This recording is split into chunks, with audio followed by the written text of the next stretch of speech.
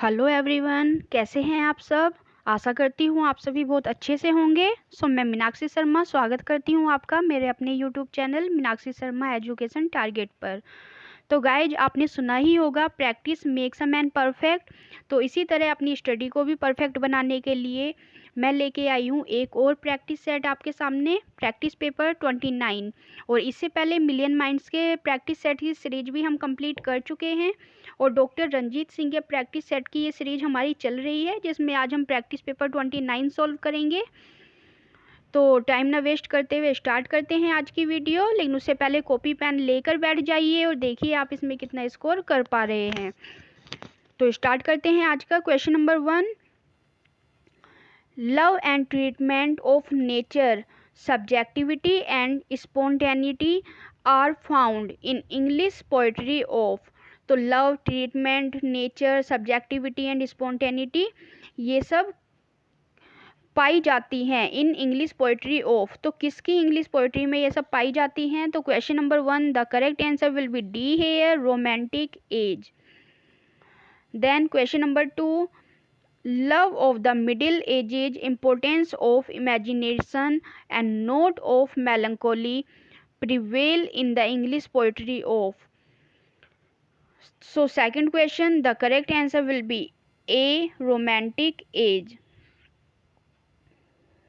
Question number 3, who is called worshipper of nature, किसको nature का worshipper बोला जाता है, पुजारी बोला जाता है? The correct answer will be D here, William Wordsworth. Then question number 4, which writer of romantic age regards nature as best teacher? तो romantic age का कौन सा ऐसा राइटर है जो नेचर को बेस्ट टीचर के रूप में रिगार्ड करता था?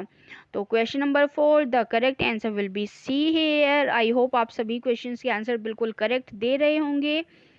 Then question number 5, who warns his contemporary society against materialism? तो किसने अपनी कंटेम्प्रेरी सोसाइटी को वार्न किया था, किसके विरोध में? मैटेरियलिज्म के विरोध में। तो question number 5, the correct answer will be B here, William Wordsworth. तो question number 6, who is the author of lyrical ballads? बहुत इजी क्वेश्चन है, लिरिकल बैलेड्स का ऑथर कौन है? तो question number 6, the correct answer will be B here. अगर यहाँ पे विलियम वर्ड्सवर्थ भी ऑप्शन में होता तो हमारा ऑप्शन पहले विलियम वर्ड्सवर्थ पे जाता और हम यहाँ कॉलरिज को इग्नोर कर देते, लेकिन यहाँ विलियम वर्ड्सवर्थ नहीं है तो हमारा ऑप्शन यहाँ पे बी करेक्ट हो जाएगा, H T. Coleridge. Question number 7, what is the full name of H T. Coleridge? तो एच.टी. कॉलरिज का फुल नेम बताना है। The correct answer will be C, Samuel Taylor Coleridge. Then question number 8, which romantic poet gives the theory of imagination? तो कौन से romantic poet ने imagination की theory को दिया है? तो इसका करेक्ट आंसर हो जाएगा question number 8, the correct answer will be C, Coleridge. Question number 9,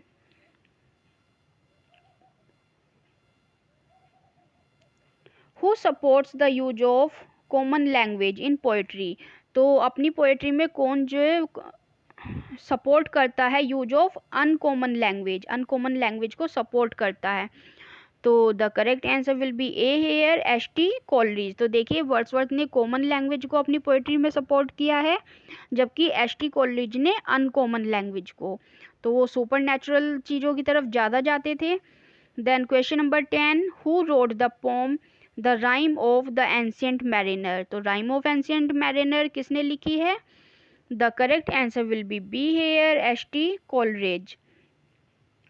question number 11, which literary criticism book H T. Coleridge is famous for? तो लिटरेरी क्रिटिसिज्म की कौन सी बुक एच.टी. कॉलरिज की फेमस है? तो that is famous for, the correct answer will be C here, Biographia Literaria.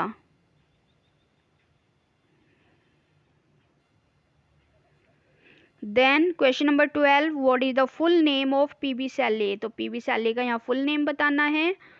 So the full name of P.B. Shelley is Percy B.C. Shelley. So B option is correct here. Then question number 13, who wrote the poem Ozymandias? तो Ozymandias poem किसने लिखी है? इसका correct answer है A, P B Shelley. Then question number 14, who wrote the poem ode to the west wind? तो ode to the west wind किसने लिखी है? The correct answer will be D here, P B Shelley.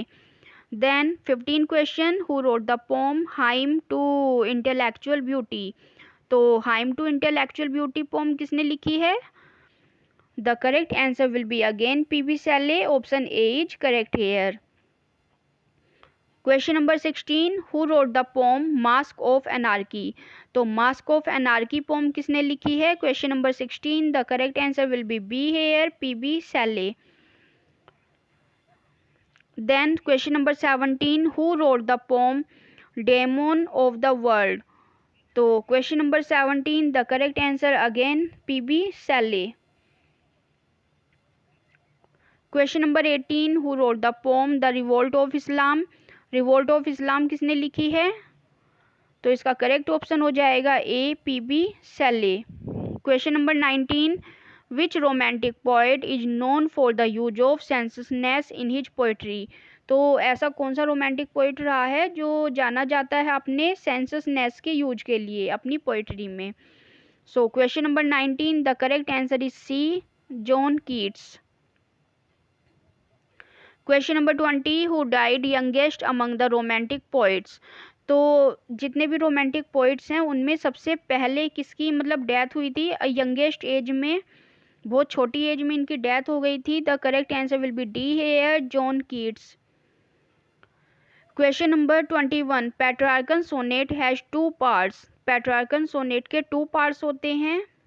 तो इन्हीं तीनों में से आंसर है, जल्दी जल्दी पढ़ लीजिए आप। तो इसका करेक्ट आंसर हो जाएगा ए, ऑक्टेव एंड सेस्टेट। तो बहुत स्पीडली मैं इनके आंसर बता रही हूँ, मैं नहीं चाहती प्रैक्टिस में हम ज़्यादा टाइम वेस्ट करें, लेकिन प्रैक्टिस भी बहुत ज़रूरी है, इसलिए हम लोग जल्दी जल्दी इसको सोल्व करते जा रहे हैं। 22 question, there are dash lines in octave of Petrarchan sonnet? तो ऑक्टेव में ओबियसली कितनी लाइन होती हैं? 8 lines. Question number 23, the octave of Petrarchan sonnet present a? जो पेट्रार्कन सोनेट होते हैं उसका जो ऑक्टेव है वो क्या प्रेजेंट करता है? तो 23 question, the correct answer is A, question और problem.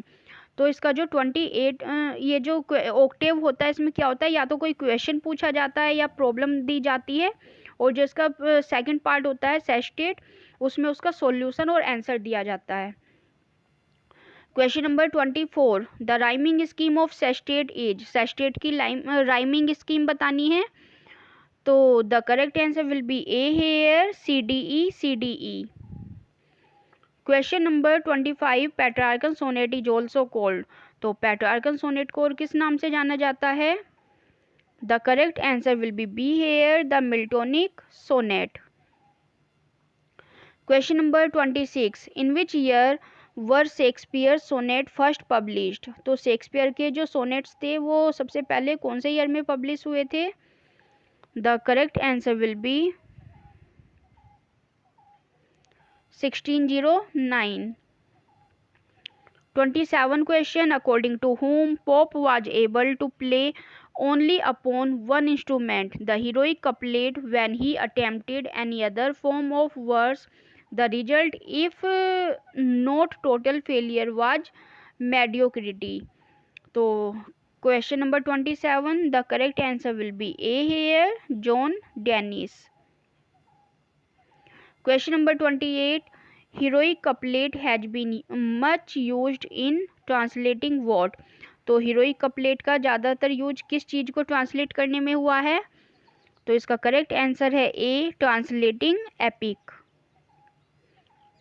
Question number 29, Pope's has used what kind of couplet? तो पोप ने किस टाइप के कपलेट को यूज किया है? The correct answer is A, tighter and more compressed. 30 question, Geoffrey Chaucer created the heroic couplet and used it in? तो Geoffrey चौसर ने heroic couplet को किस में यूज किया है? क्रिएट भी इन्होंने किया था और यूज भी किया है। तो किस में यूज किया है इन्होंने? The correct answer is A, the Canterbury Tales. 31 question, what among the following is not the writer of heroic couplet. तो इनमें से हीरोइक कपलेट का राइटर कौन नहीं है? चौसर, ड्राइडन, पोप और John Milton. The correct answer will be D, John Milton. 32 question, blank verse is a poetic form written. तो blank verse एक पोएटिक फॉर्म होती है, तो बताना है किस टाइप की होती है ये form. The correct answer will be D. तो ये जो फॉर्म होती है ये होती है आयम्बिक पेंटामीटर में, और लाइंस जो होती हैं इसकी अनराइम्ड होती हैं, इसमें कोई राइमिंग स्कीम नहीं होती, लेकिन जो मीटर है वो आयम्बिक पेंटामीटर होता है। तो D option is correct here. Now 33 to 52 questions are taken from King Lear. तो किंग लियर से लिए गए क्वेश्चंस हैं ये, देख लेते हैं इनके answer. By the end of the play, whom does Lear value above everyone else? तो प्ले के एंड में जो किंग लियर होता है वो सबसे ज़्यादा वैल्यू किसको देता है? The correct answer will be D here, Cordelia. Then 34 question, which of the play's villains fights against the established social order? तो इनमें से बताना है कि कौन सा प्ले के जो विलन हैं वो आपस में जो फाइट करते हैं against the established of social order. Social order के जो एस्टेब्लिशमेंट होता है उसके अगेंस्ट। तो 34 question, the correct answer will be A here, Edmund. तो एडमंड क्या था? बास्टर्ड सन था वो ग्लूचेस्टर का।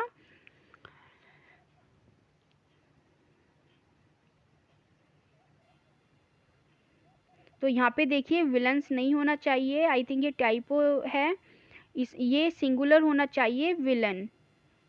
एक के बारे में पूछा है तो which of the plays villain, तो प्ले का कौन सा विलन फाइट करता है अगेंस्ट एस्टेब्लिश्ड सोशल ऑर्डर। तो देखिए वो बास्टर्ड सन होता है, इलीगल सन होता है अपने फादर का, तो वो सोशल ऑर्डर के खिलाफ इसलिए लड़ता है क्योंकि जो नाजायज बच्चे होते हैं उनको फादर की जो प्रॉपर्टी है उसमें से कोई भी उनको हिस्सा नहीं मिलता। तो वो यहाँ पे फाइट करता है, वो चाहता है कि उसके फादर की जो प्रॉपर्टी है वो उसको मिले, और वो अपने जो उसका जायज बेटा होता है ग्लूसेस्टर का, मीन्स एडमंड का जो भाई होता है, उससे बहुत ज़्यादा जेलिसी रखता है। तो 35 question, what does Edmund want throughout the play. तो एडमंड पूरे प्ले में क्या चाहता है? The correct answer will be A, to be recognised as legitimate. तो अपने फादर का वो वैलिड बेटा बन के, मतलब अपने आप को रिकॉग्नाइज करना चाहता है कि वो उसके फादर की जो प्रॉपर्टी है वो ले, और अपने फादर का जो वो लेजिटिमेट चाइल्ड जो कहलाना चाहता है खुद को। 36 question, what trait do Goneril and Regan share. तो ऐसा कौन सा ट्रेट है जो गोनरिल और रीगन दोनों शेयर करती हैं? तो 36 question, the correct answer will be A, capacity for evil. तो दोनों की दोनों यहाँ पे बुराई की प्रतीक हैं, दोनों ने ही गलत राह को चुना है यहाँ पे, तो option A will be correct. 37 question, what are the names of Lear's children. तो लियर के जो चिल्ड्रन हैं उनका हमें नाम बताना है यहाँ पे। The correct answer will be here, Regan, Goneril and Cordelia. तो आई थिंक गोनरिल सबसे बड़ी थी इनमें, रीगन जो बीच वाली थी, और कोर्डेलिया सबसे छोटी बेटी थी। 38 question, why does the King of France marry Cordelia. तो जो किंग ऑफ फ्रांस होते हैं वो कोर्डेलिया से मैरी क्यों करते हैं? तो 38 question, the correct answer will be C, for her virtue. उसकी जो क्वालिटी है, उसके अंदर जो वर्च्यू हैं, गुण हैं, उनकी वजह से जो किंग ऑफ फ्रांस है वो उनसे शादी करते हैं। Then 39 question, which character disguises himself as crazy beggar. तो कौन सा ऐसा कैरेक्टर है जो अपने आप को डिस्गाइज कर लेता है as a crazy beggar, means पागल भिखारी के रूप में? तो इसका करेक्ट आंसर हो जाएगा option A, Edgar. 40 question, who is married to Goneril? तो गोनरिल से कौन मैरी करता है, किसकी शादी होती है? The correct answer will be D here, Albany. तो एल्बनी की गोनरिल से होती है, कॉर्नवॉल की रीगन से होती है और किंग ऑफ फ्रांस की कॉर्डेलिया से। 41 question, how does the fool give Lear advice? तो जो फूल होता है वो लियर को कैसे एडवाइस देता है? तो इसका करेक्ट आंसर है B, through puns and songs. तो वो पन्स जो फिगर ऑफ स्पीच है उसका यूज करता है और काफ़ी सारे सॉन्ग्स उसको सुना सुना के उसको एडवाइज करता है। Then 41 question, what was the name of Shakespeare's theatre company? तो शेक्सपियर की जो थिएटर कंपनी है उसका हमें नाम बताना है यहाँ पे। The correct answer will be D here, King's Men. तो the King's Men is Shakespeare's theatre company. 43 question, how did Shakespeare's contemporaries perceive his work at the time of his death? So the correct answer will be C here, as timeless. 44 question, what plays did Shakespeare write before and after King Lear? तो Shakespeare कौन से pledge लिखता है King Lear से पहले और King Lear के बाद में? The correct answer will be A, Othello and Macbeth. तो देखिए क्या सीरीज है इसकी, HOKM। तो किंग लियर से पहले पूछा है, तो किंग लियर से पहले ओथेलो और किंग लियर के बाद में Macbeth. 45 question, where did the events depicted in King Lear supposedly occur? 45 question, the correct answer will be A, the 8th century BCE। तो किंग लियर में कौन से जो इवेंट्स है वो दिखाए गए हैं? तो 8th century BCE वाले। Then 46 question, which historic event may have influenced Shakespeare as he wrote the play? तो ऐसा कौन सा हिस्टोरिक इवेंट जो था जिसने शेक्सपियर को इन्फ्लुएंस किया था, प्रभावित किया था कि शेक्सपियर ने ये वाला प्ले लिख दिया? तो 46 question, the correct answer will B C, the death of Elizabeth and the succession of James first. जब किंग एलिजाबेथ की डेथ के बाद जो जेम्स फर्स्ट हैं उनको गद्दी पे बैठाया गया था, तो वो वाला ही इवेंट से इन्फ्लुएंस होकर उन्होंने ये प्ले लिखा। 47 question, how does Lear initially want to pass on his kingdom? So 47 question, the correct answer will be D, by dividing it between his daughters। तो किंग लियर अपनी तीनों डॉटर्स के बीच में अपना जो राज्य था उसको बराबर बराबर बांटना चाहता था। Then 48 question, how does Lear react when he realizes his daughters are betraying him? तो लियर कैसे रिएक्ट करता है जब उसको ये रियलाइज होता है कि उसकी जो बेटियां हैं वो उसको बिट्रे कर रही हैं, धोखा दे रही हैं? तो इसका करेक्ट आंसर हो जाएगा ए, ही बिगिंस टू गो इनसेन। तो वो इनसेन होना स्टार्ट हो जाता है, इनसेन होता है mad. Then 49 question, how do Regan and Cornwall do to Gloucester upon discovering that he is helping Lear? तो रीगन और कॉर्नवॉल को जब पता चलता है कि ग्लोसेस्टर किस तरह से किंग लियर की हेल्प कर रहा है तो वो क्या करते हैं? तो इसका करेक्ट आंसर है सी, ब्लाइंड हिम। तो वो दोनों उसको ब्लाइंड कर देते हैं, उसकी आंखें निकलवा लेते हैं और उसको अंधा बना देते हैं। Then 50 question, what do Goneril and Edmund conspire to do? तो यहाँ एडमंड और गोनरिल का बताना है कि वो किस चीज़ की कॉन्स्पिरेसी करते हैं।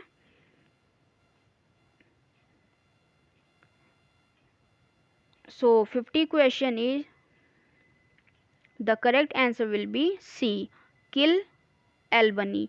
तो एल्बनी किसका, गोनरिल का हस्बैंड है और गोनरिल एडमंड के साथ मिलके उसको मारने की कॉन्स्पिरेसी करती है। 51 question, which 3 characters are still alive at the end of the play. तो प्ले के एंड में कौन से 3 ऐसे कैरेक्टर हैं जो जिंदा रहते हैं। तो the correct answer will be here, Edgar, Kent and Albany. तो एल्बनी जो गोंड्रिल का हस्बैंड है, कैंट जो काउंसलर होता है किंग लियर का, और एडगर जिसने बैगर के रूप में अपने को बचाया था ग्लूसेस्टर का वैलिड सन। ये तीनों लास्ट में जिंदा रहते हैं, बाकी सभी कैरेक्टर मर जाते हैं। 52 question, which of the following questions does the play raise. तो कौन सा क्वेश्चन प्ले जो है रेज करता है। तो इसका करेक्ट आंसर हो जाएगा D, is the world just. तो जस्ट होता है न्यायोचित। Then 53 question, who sings these songs. ये सॉन्ग कौन गाता है। Under the greenwood tree and blow blow the winter wind in as you like it. तो एज यू लाइक इट में इन सॉन्ग्स को कौन गाता है। तो इसका करेक्ट आंसर हो जाएगा ऑप्शन ए, एमीन्स। तो एमीन्स ये सॉन्ग गाता है आई थिंक एक्ट 2 और सीन 7 में। 54 question, from where these lines have been taken and who is the speaker. तो कहाँ से ये लाइन ली गई हैं और कौन इसका स्पीकर है। We are such stuff as dreams are made on and our little life is rounded with a sleep. तो इसका करेक्ट आंसर हो जाएगा डी, टेम्पेस्ट प्रोस्पेरो। तो टेम्पेस्ट प्ले से ली गई लाइन्स हैं जिसका स्पीकर प्रोस्पेरो है। And who is Prospero. Prospero is the King of Milan and father to Miranda. 55 question, which drama of Shakespeare has no prose at all so called lyrical tragedy. तो इनमें से कौन सा drama ऐसा है जिसमें बिल्कुल भी प्रोज नहीं है और इसको लिरिकल ट्रेजिडी कहा जाता है। तो the correct answer will be C here, Richard second. 56 question, who speaks the following lines I am a man more Sinner against than sinning. तो 56 question, the correct answer will be C here, King Lear in King Lear. तो King Lear में जो character होता है king of Britain, King Lear, तो वो इस lines को बोलता है जब उसको रियलाइज होता है कि किस तरह से उसने अपनी यंगेस्ट डॉटर के साथ में गलत किया है, उसको बैनिश करके और सारा का सारा अपनी जो प्रॉपर्टी है वो अपनी 2 बड़ी बेटियों को दे करके उसने किस तरह से उसके साथ गलत किया है। तो वो ये वाली लाइन्स बोलता है I am a man more Sinner against than sinning. 57 question, who speaks the following line in King Lear. तो किंग लियर में ये लाइन कौन बोलता है। The younger rises when the old doth fall. तो ये जो लाइन्स हैं ये बोली गई हैं एडमंड के द्वारा। तो ऑप्शन सी यहाँ पे करेक्ट हो जाएगा। 58 question, the rest is silence. तो these are the last words of dash before the death of Shakespeare, death before his death in Shakespeare. तो ये जो लाइन है ये कौन सा कैरेक्टर बोलता है अपने मरने से पहले शेक्सपियर के वर्क में। तो वर्क यहाँ इसलिए नहीं बताया गया है, नहीं तो हमें आंसर ही यहाँ पे क्लियर हो जाएगा। तो the rest is silence is spoken by,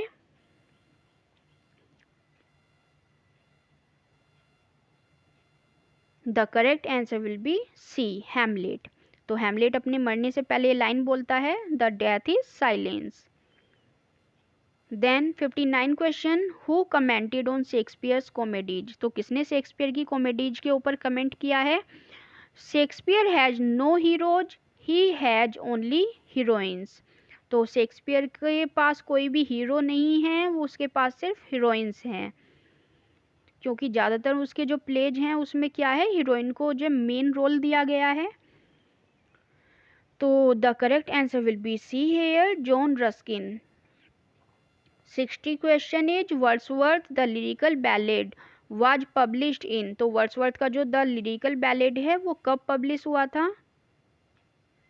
the correct answer is D, 1798। तो ये वर्ड्सवर्थ और कोलरिज ने दोनों ने मिलकर के लिखा था ये वर्क, और इसका जो फर्स्ट एडिशन था उसमें इसको अनैनिमसली पब्लिश किया गया था, मीन्स किसी का भी नाम इसमें नहीं डाला था।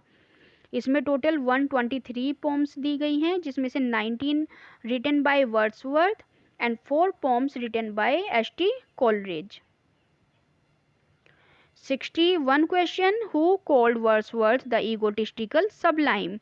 तो किसने वर्ड्सवर्थ को ईगोटिस्टिकल सबलाइम कह के पुकारा है? तो the correct answer will be D here, Keats. 62 question, lyrical ballads appeared with? तो लिरिकल बैलेड्स में बताना है कि किसने कितनी पोम लिखी है। तो ये आंसर तो मैंने अभी ऊपर डिस्क्लोज कर ही दिया है, 4 poems by Coleridge and 19 by Wordsworth. तो D option is correct here. 63 question, who said the poet is a man speaking to man? तो किसने बोला है the poet is a man speaking to man? The correct answer will be D here, William Wordsworth. 64 question, who considered Wordsworth as a high priest of nature? तो किसने Wordsworth को high priest of nature consider किया है? The correct answer will be A, D Quincey. 65 question, Wordsworth subscribed to whose belief that humanity was essential good but was corrupted by the influence of society? तो किसका ऐसा belief था जिसको Wordsworth ने भी subscribe कर लिया है, अपना लिया है? The correct answer is A, Rousseau's. तो रूसो का ये बिलीव था। 66 question, which of the following words is not written by John Milton? तो इनमें से कौन सा वर्ड नहीं होना चाहिए, वर्क होना चाहिए, कौन सा वर्क जॉन मिल्टन ने नहीं लिखा है? तो ऑफ एजुकेशन भी उन्हीं का है, एरोपैजेटिका भी उन्हीं का है, ऑन शेक्सपियर भी उन्होंने ही लिखा है, उनका फर्स्ट पब्लिश वर्क है। तो D option should be correct here, एल्मा और the progress of the mind. Now 67 question, which of the following works is not written by John Milton? तो इनमें से कौन सा वर्क जॉन मिल्टन के द्वारा लिखा हुआ नहीं है?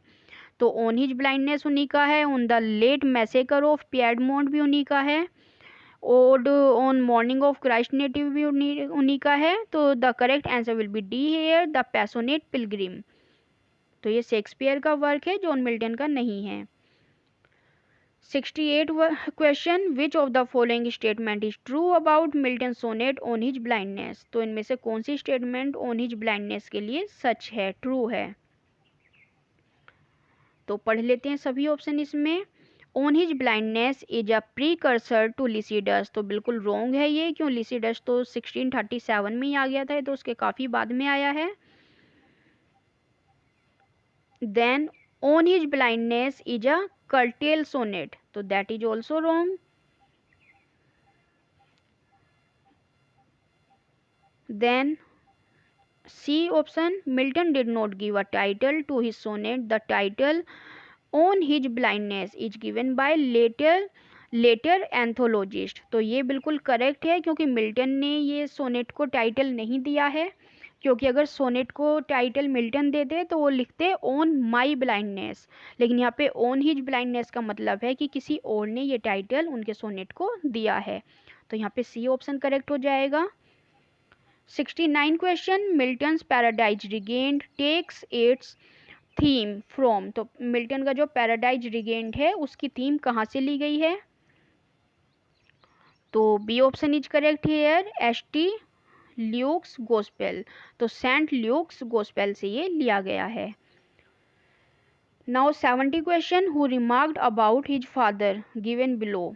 तो किसने अपने फादर के लिए रिमार्क दिया है इन लाइन्स में? My father destined me from my infancy to the study of polite literature, which I embraced with such avidity that from the age of 12 I hardly ever retired from my books before midnight। कि उसके father ने उसको शुरू से ऐसी आदत डाली थी कि रात को कम से कम मिडनाइट से पहले तो वो कभी सोने के लिए जाते ही नहीं थे, मीन्स रात को 12-12 बजे तक वो पढ़ते रहते थे।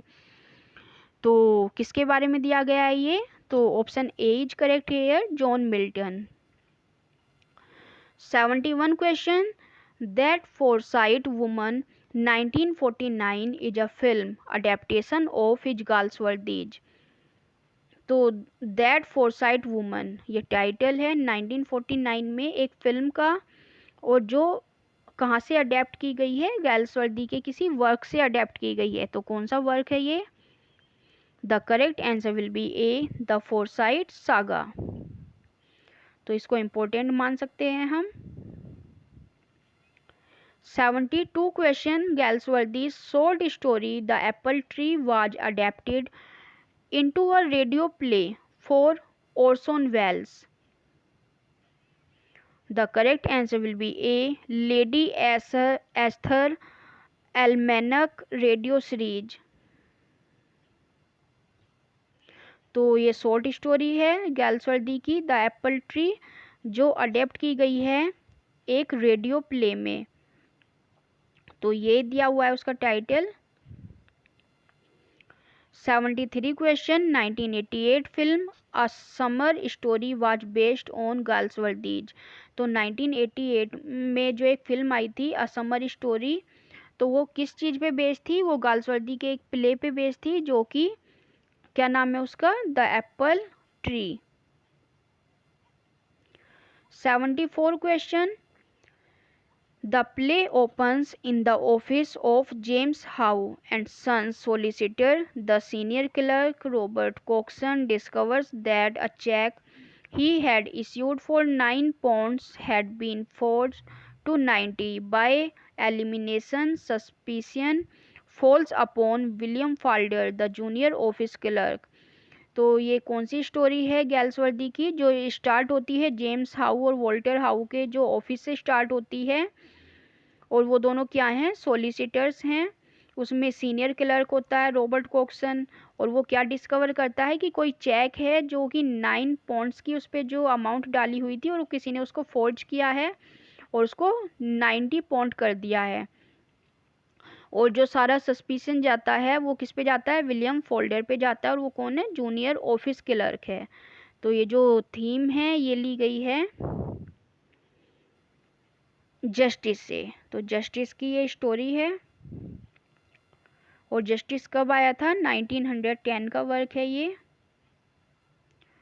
75 question, the way of the world is a play written by the English play right.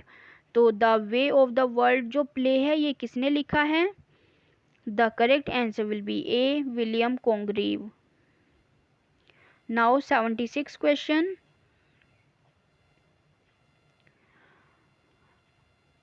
which play has the following characters?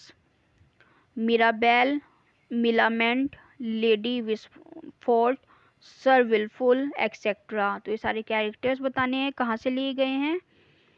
तो the correct answer will be A, the way of the world.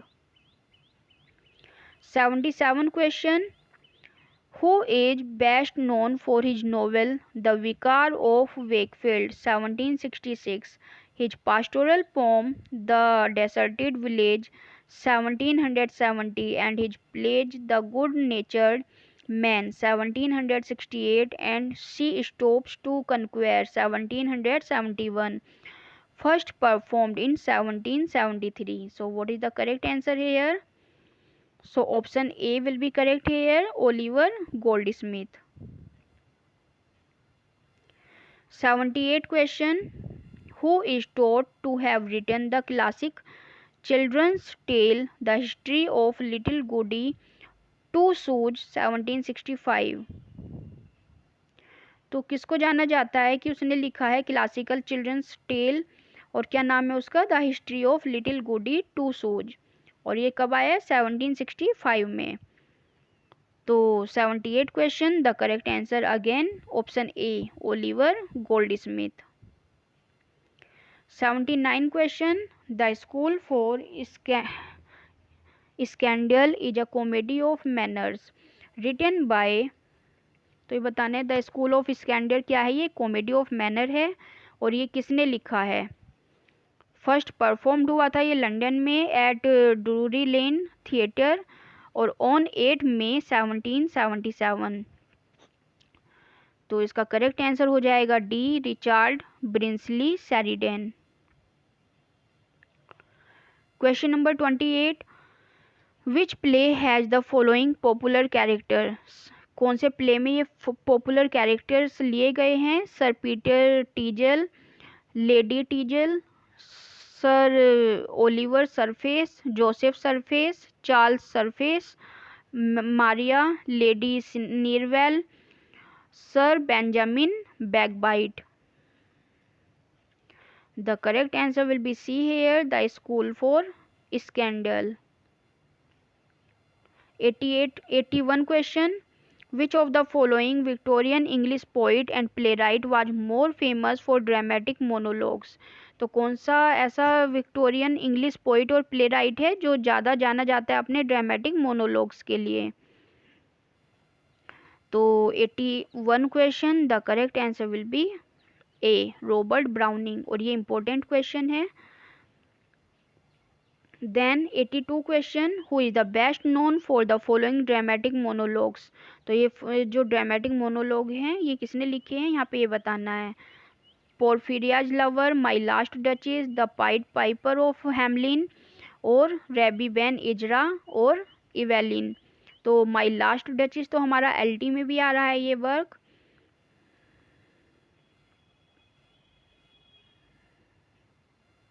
तो question number 82, the correct answer will be A, Robert Browning. Then 83 question, who among the following was an English writer who made lasting contribution to English literature as a poet, playwright, essayist, moralist, critic, biographer, editor and lexicographer? तो इन सभी part में किसने अपना role play किया है English literature में? The correct answer will be B here, Samuel Johnson. 84 question, published on 15th April 1755, a dictionary of the English language is the most influential dictionary in the history of the English language written by. तो ये dictionary बतानी है किसने लिखी थी? तो the correct answer again C, Samuel Johnson. 85 question, यहाँ पे क्या करना है हमें? Choose the correct form of abstract noun from the given verb. तो वर्ब दी हुई है यहाँ पे जिससे हमें एब्स्ट्रैक्ट नाउन में इनको कन्वर्ट करना है. तो first word is given act. तो एक्ट होता है किसी काम को करना. तो 85 का जो करेक्ट ऑप्शन हो जाएगा that is A, action. Then appear, appear is a verb और इसका जो नाउन फॉर्म हो जाएगा दैट इज सी, अपीयरेंस. तो एब्स्ट्रैक्ट नाउन फॉर्म बताना है हमें यहाँ पे. 87 क्वेश्चन, बिहेव. तो बिहेव का जो नाउन फॉर्म हो जाएगा that is D, behaviour. Then 88 believe, the correct noun form is belief. 89 question, choose, और इसका एब्स्ट्रैक्ट नाउन हो जाएगा यहाँ पे A, choice. Then 90 question, find the incorrect match in the following singular and plural form of foreign language words. तो यहाँ पे singular और plural form दी हुई है जिसमें से हमें incorrect one को find out करना है. तो यहाँ पे देखिए spoonful, तो यहाँ पे spoonfuls, तो यहाँ पे डबल एल आया है, ये सिंगल एल आना चाहिए यहाँ पे, और इसके सिवा बाकी सभी करेक्ट हैं. Then 91 question is, यहाँ देखिए मोमेंटम दिया हुआ है, मोमेंटम का मोमेंटा, तो दैट इज रॉन्ग. बाकी इसके अलावा सभी करेक्ट हैं यहाँ पे, तो ऑप्शन ए करेक्ट हो जाएगा. 92 क्वेश्चन, यहाँ पे डी ऑप्शन यहाँ पे रॉन्ग है, मैडेम. तो मैडेम का यहाँ पे मैडेम्स कर दिया है, मैशडेम्स होना चाहिए, यहाँ बीच में डबल एस करके आ जाता है. बाकी सभी इसमें करेक्ट हैं. 93 क्वेश्चन, ऑप्शन ए देखिए, पेट्रोलियम दिया हुआ है, पेट्रोलियम का पेट्रोलियम ही रह गया यहाँ पे जो प्लूरल फॉर्म है, तो यहाँ पे ये गलत है, बाकी सभी करेक्ट हैं इसमें, तो option A is correct here. 94 question, species and specie, that is wrong. बाकी सभी इसमें करेक्ट हैं। ऑप्शन ए यहाँ पे हमारा करेक्ट हो जाएगा। 95 क्वेश्चन, यहाँ भी देखिए ऑप्शन ए यहाँ पे करेक्ट हो गया है, डेसीडेरेटम, और यहाँ पे डेसीडेरेटई, तो ये यहाँ पे रॉन्ग हो गया है, बाकी सब करेक्ट हैं। 96 क्वेश्चन, डी ऑप्शन इंडेक्स और इंडेक्सेस, तो ये यहाँ पे रॉन्ग हो गया है, अदरवाइज बाकी सब करेक्ट हैं, तो option D is correct hair. 97 question, so here D option is correct, serum, serum का सिराई यहाँ पे दिया हुआ है, दैट इज रॉन्ग, बाकी सभी करेक्ट हैं, तो option D is correct here. 98 question, demon, demon का डेमोनोज दिया हुआ है, दैट इज रॉन्ग, बाकी सभी करेक्ट हैं इसमें, तो 98 का ए ऑप्शन। 99 क्वेश्चन, तो एल्यूमनस, एल्यूमनी दिया हुआ है, देन एनालिसिस का एनालिसिस, एंटीना, एंटेनाइज, अपेक्स, अपेक्सिस और एपिसिस, तो देखिए 99 का जो करेक्ट ऑप्शन है दैट इज सी, एंटीना, और इसका यहाँ पे ये रॉन्ग हो गया है, बाकी सभी इसमें करेक्ट हैं। 100 क्वेश्चन, यहाँ पे देखिए option A will be correct, apparatus और अपैरेटसिस, ये यहाँ पे रॉन्ग है, बाकी सभी करेक्ट हैं। Now which of the following is the past form of the verb duel, तो यहाँ पे डुएल की हमें पास्ट फॉर्म को बताना है, और पास्ट फॉर्म कौन सी होती है, सेकंड फॉर्म ऑफ वर्ब, तो इसका करेक्ट आंसर हो जाएगा D, dwelt. 102, which of the following is the past participle form, तो देखिए ऊपर पास्ट फॉर्म पूछी गई थी, यहाँ पे पास्ट पार्टिसिपल पूछा गया है, that means third form of verb, तो रिप दिया हुआ है, रिप की हमें थर्ड फॉर्म बतानी है, तो A option is correct here, ripped. 103, यहाँ पे हमें एरर फाइंडिंग करने हैं, a number of boys are reading this novel because this is one of the most important novel of India,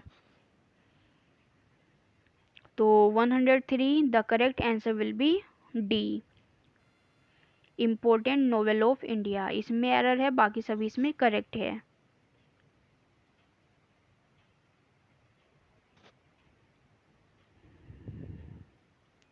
तो I don't know what is the error in it, लेकिन इसमें practice set में सी दिया है, नहीं इसमें डी दिया हुआ है, तो अगर आपको समझ में आए तो मुझे कमेंट बॉक्स में ज़रूर बताइए इसमें क्या एरर है। Then 104, if the teacher is good the students will respond positively to them, so here again D option is wrong hair.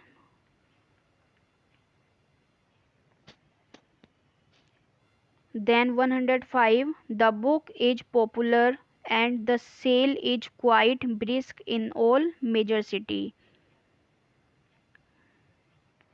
तो the book is popular and the sale is quite brisk in all major city, तो यहाँ पे देखिए 105 the correct option will be D again, D option is correct here, तो यहाँ पे I think all the major city होना चाहिए, that is a mistake. 106, his company is one of the few company manufacturing this product in the whole country, तो 106 what is the error in it, तो the correct answer will be B here, one of the few company, तो देखिए his company is one, तो one है किसमें से, of the few companies, so there should be plural noun, तो यहाँ पे बी ऑप्शन में एरर है। 107, on my way to the railway station I met one of your friend named Neeraj, तो 107 the correct option will be C here, one of your friend, तो देखिए on my way to the railway station I met, जब मैं मिला हूँ तो मेरे friend से ही तो मिलूंगा, तो I met one of your friend नहीं, यहाँ पे देखिए one of your friend, what is the mistake. On my way to the railway station I met, मैं रास्ते में जो रेलवे स्टेशन जाते हुए आई मैट, मैं मिला वन ऑफ योर फ्रेंड्स, तो आपके जितने भी फ्रेंड्स हैं उनमें से एक से, तो वन ऑफ योर फ्रेंड, तो वन ऑफ के साथ हमेशा प्लूरल का यूज होता है यहाँ पे, तो यहाँ पे फ्रेंड के प्लेस पे फ्रेंड्स होना चाहिए, that is the mistake. 108 find the miss spelled word, तो यहाँ पे मिस स्पेल्ड वर्ड को हमें फाइंड करना है, तो 108 the correct answer will be C passage, तो पैसेज की यहाँ पे स्पेलिंग रॉन्ग है, PASSAGE, passage should be there. 109 which is the correct spelling, तो यहाँ पे करेक्ट स्पेलिंग को हमें फाइंड आउट करना है, तो correct spelling is D here, cancelled, CANCELLED। 110 select the correct spelling, इसमें करेक्ट स्पेलिंग फाइंड आउट करनी है हमें, तो the correct answer will be B, staff quarters, तो यहाँ पे प्लूरल बनाते हुए यहाँ पे एस लगेगा, इसका मेन जो वर्ड होता है उसमें, तो B option is correct here. Now read the following passage, यहाँ पे unseen passage is given to us, इसको हमें रीड करना है, आपको थोड़ा ज़्यादा टाइम चाहिए समझने के लिए, तो आप वीडियो को पॉज करके इसको अच्छे से पढ़ लीजिए। तो Mulla Nasruddin was popularly known for his fine sense of humour, his oratorical skill was so great that whenever he spoke, people listened to him with rapt attention. But to make Mullah speak was far from easy. In fact, many in the town longed to have him for their public functions, but Mullah always found a pretext of refusal. One day, the chief of a nearby town went to Mullah and invited him to deliver a speech. At the mosque, Mullah, as usual, said that he was very busy and that he had no time, but the chief was unwilling to leave him at that. He implored him. Mullah very reluctantly agreed. On evening of the appointed day, people from the nearby villages and distant towns thronged to hear his speech. The mosque was overflowing with eager audience. When Mullah came to the mosque, he was delighted to see the big gathering. Beaming with satisfaction, he stood on the platform and began thus: Respected citizens and respectable pious men, thank you very much for giving me an opportunity to be in your midst. Before I begin my speech, let me ask you a question. Mullah paused before he asked, do you know what I am going to talk about? The audience smiled, thinking that the speaker himself will answer his question, but they were baffled when they heard the mullah say, I am asking you, you have to answer. He repeated the question. From all around, mullah heard the cry, we don't know, we don't know. How do you expect us to know? How do you expect us to know what? Bold Mullah. You don't know what is grace. If you do not know what I am going to speak, how is it possible for you to understand my speech? I am not ready to talk to ignoramus. Mullah left for his home. The people felt sorry for their words. A selected few in audience went to Mullah's house on the next day and begged pardon. They cringed before him to come again, and Mullah, without much fuss, agreed to address them on the coming Friday. So that was the passage. I hope आपने अच्छे से पढ़ लिया होगा। अब इसके answers हम देंगे क्वेश्चंस के। Question number 111. The audience at the mosque consisted of people who were. The correct answer will be C. Very curious to listen to Mullah. Then 112. Mullah Nasruddin was famous for. तो Mulla Nasruddin किस चीज़ के लिए famous थे? तो 112 the correct answer will B, देख लेते हैं सभी options.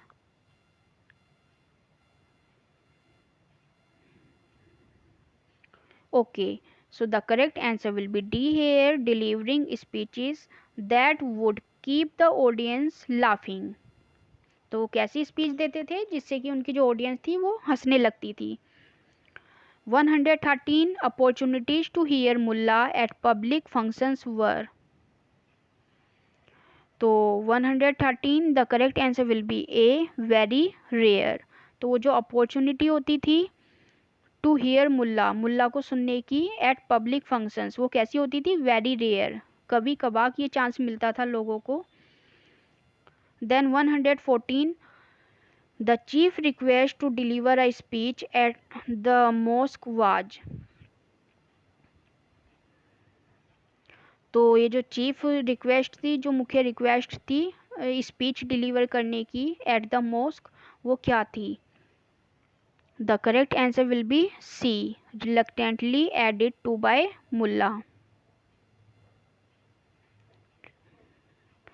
reluctantly acceded to by mullah। 115 before beginning his lecture mullah wanted to know, अपना लेक्चर स्टार्ट करने से पहले मुल्ला क्या जानना चाहता था। तो the correct answer will be D here, the people were aware of what was to talk about. तो वो जानना चाहता था कि पीपल जो अवेयर हैं इस चीज़ के लिए कि of what was to talk about, कि किस चीज़ के बारे में बात करनी है। 116 when Mulla asked the first question the audience, जब मुल्ला ने अपना पहला क्वेश्चन पूछा तो audience, option A is correct here, presumed that the speaker himself would answer the question. तो सबसे पहले लोगों को लगा कि ये क्वेश्चन जो पूछ रहा है मुल्ला, इसका आंसर उसको खुद देना है, लेकिन मुल्ला ने क्वेश्चन पब्लिक से पूछ लिया, ऑडियंस से पूछ लिया। 117 question, Mulla agree to address the audience on the second occasion. तो मुल्ला जो है एग्री हो गया इस चीज़ के लिए, टू एड्रेस द ऑडियंस, अपनी ऑडियंस को एड्रेस करने के लिए, on the second occasion, second occasion पे। और कौन सा था सेकंड ओकेजन वो, the correct answer will be B, without much hesitation and reluctance.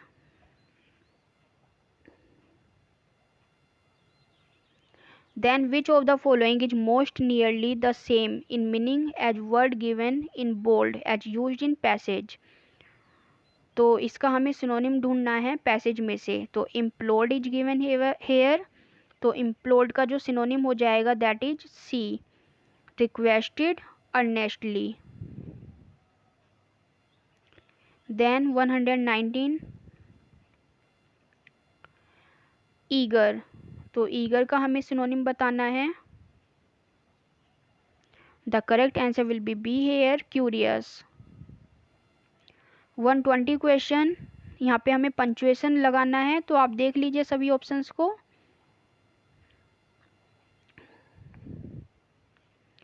तो 120 question, the correct answer will be A, it is not necessary sage smiles to show that economy is useful।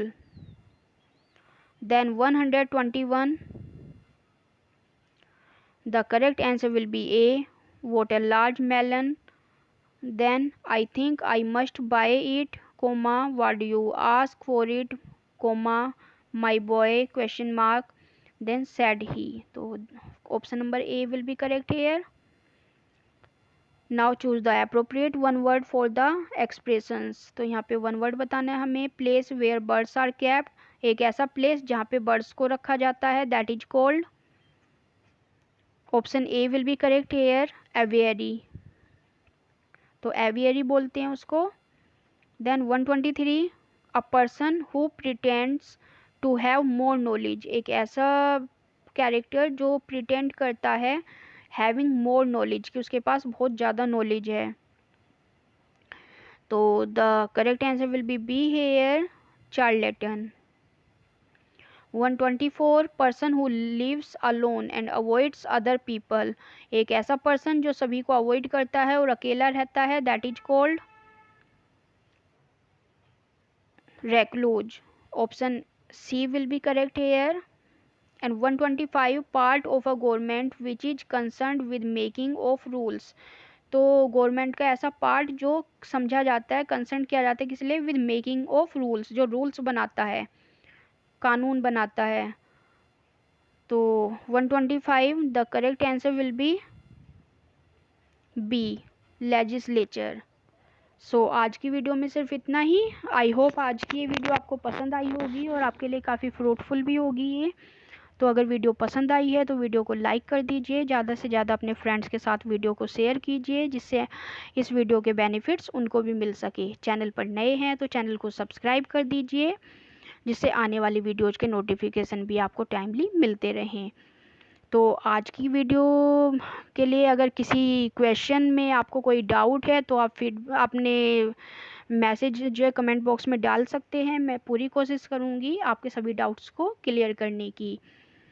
तो अपने feedback देना ना भूलें। मिलते हैं next video में, जब तक के लिए पढ़ते रहिए। बाय।